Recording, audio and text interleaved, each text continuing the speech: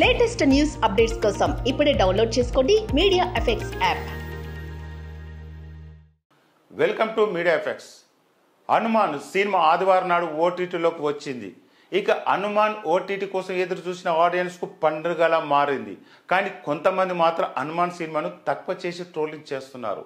ఇది అసలు సినిమా, దీని విఎఫ్ఎక్స్ గురించా ఇంతలా అందరూ మాట్లాడుకుంటున్నారు.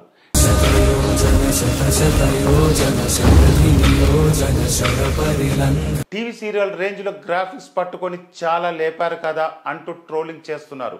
ఇలాంటి సినిమా అంత భారీ కలెక్షన్ ఎలా వచ్చాయి?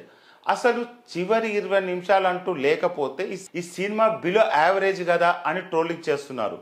ప్రపంచవ్యాప్తంగా చిత్రం 300 కోట్ల పైగా కలెక్షన్ చేసింది. ఈ రేంజ్లో హిట్ అవడంతో ఓటీటీలోకి ఆలస్యంగా వచ్చింది.